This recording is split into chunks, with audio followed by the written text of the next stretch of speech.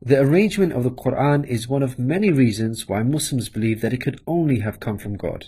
In fact, modern research has discovered a remarkable structure in the Quran known as ring composition. To demonstrate this, let's analyze the second chapter of the Quran known as Al-Baqarah, the cow. This chapter consists of a total of 286 verses. The entire chapter can be divided into 9 groups based on theme. The first group of verses talk about faith and unbelief. This mirrors the theme of the last group of verses. The second group covers God's creation and knowledge.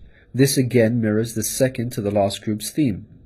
The third group discusses the law given to the Israelites, which mirrors the giving of law to the Muslims in the seventh group. The fourth group relates to the test of Abraham, a mirror of the test of Muslims in the sixth group. The middle group, the fifth group, is the central theme of the entire chapter, the change in direction of the Muslim prayer. We have made you believers a middle nation, so that you may bear witness to the truth before others. We only made the direction the one you used to face in order to distinguish those who follow the messenger from those who turn on their heels. This turning point was the change in direction of the daily prayers from Jerusalem to Mecca, which represented a big test for the believers. We find the mention of this important turning point in exactly the middle of the chapter, the 143rd verse. Moreover, this verse even contains the word middle. Together these 9 groups form a giant ring composition. As you can see, ring composition is structured as a sort of circle, with the central meaning placed at the center. You can think of it in terms of a mirror. So ring composition is the equivalent of putting a mirror in the middle. What is mentioned in the first half will be reflected in the second half. Things can be taken a step further. If we examine these 9 groups, we find that they each contain sub-ring compositions. So what we have is rings within rings. For example, here is the 8th group with the theme of God's creation and knowledge. We can see that the beginning and the end both have the themes of giving and charity, and the central theme of God's power and knowledge is placed in the middle.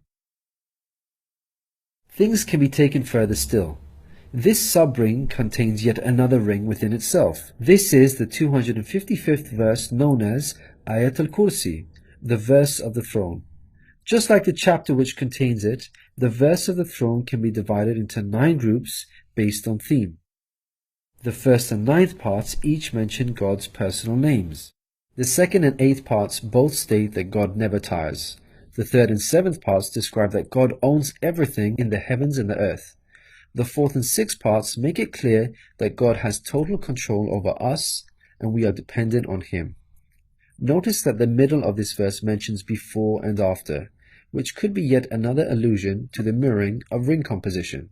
It's worth highlighting that not only does the verse of the throne contain its own ring composition, but it is also positioned as a sub-ring within 2 larger rings, a concentric ring composition.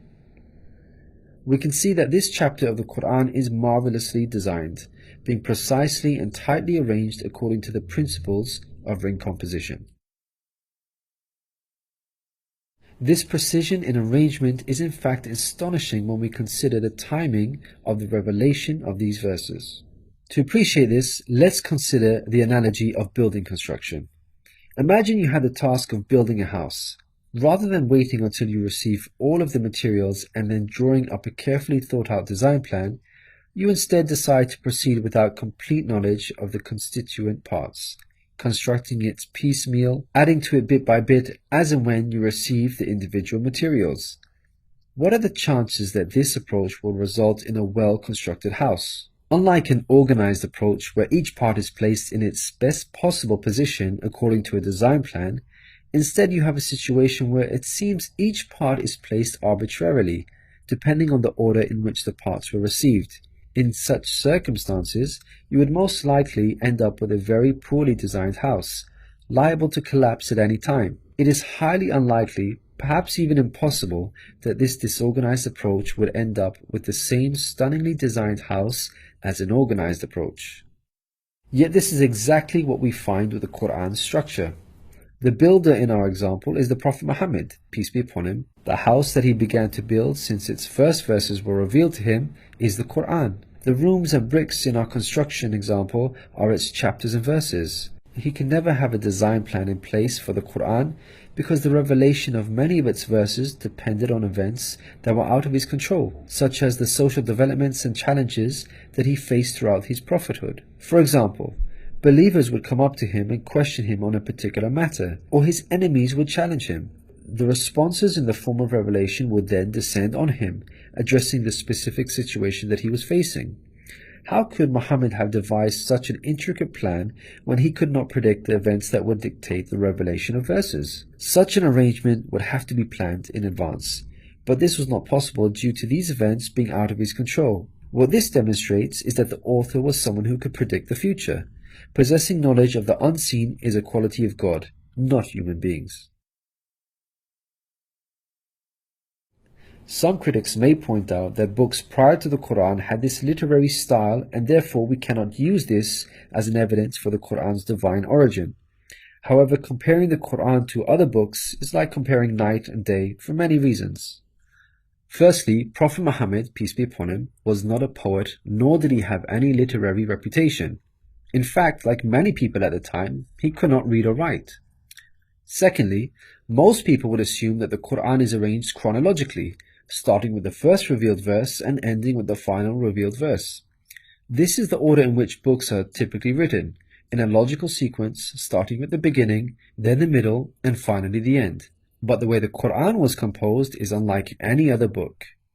Al-Baqarah, the chapter of the Quran that we have covered, was not revealed starting with verse 1, followed by verse 2, then 3, and so on. Rather, its verses were revealed out of sequence, over a span of many years, and interspaced with the revelation of verses from other chapters. The Quran's unusual manner of revelation makes implementing ring composition much more difficult than conventional books. Thirdly, conventional books follow an editorial process by undergoing multiple stages of editing, which allows the author to gradually refine the text over time. However, the Quran did not undergo an editorial process. Prophet Muhammad, peace be upon him, would place the verses in their positions as soon as they were revealed to him. With each new verse, he would not go off and review what had been previously revealed to see where he can position them in order to maintain a ring structure. Rather, spontaneous revelation was immediately followed by the placement of the verse, its position fixed. When we look at the history of the Quran's compilation, there is not a single instance of a verse being moved around in order to make it fit a ring composition. Fourthly, achieving ring composition in conventional books is much more feasible as the author has complete control over the content, allowing them to plan their structure ahead of time. As we've already seen with the Quran, its content was circumstantial as it was tied to events that were out of the control of the Prophet Muhammad, peace be upon him, and therefore he could not plan a structure ahead of time. Fifthly, the Quran was first revealed as an oral recitation, not in written format. With written books, you can easily plan a structure because you can quickly and conveniently refer back to what you have written previously. But with a recited text like the Quran, the Prophet Muhammad, peace be upon him, would have had to rely on his memory in order to recall what was previously revealed, a much greater challenge. In light of all these difficult circumstances, wouldn't you expect the Quran's structure to be jumbled? What we find against all odds, however, is that the Quran contains a remarkably sophisticated structure. The circumstances of the Quran's revelation, together with its precision and harmony, represent a compelling argument for its divine origin. Your companion is neither astray nor being misled, nor does he say anything of his own desire. It is no less than inspiration sent down to him.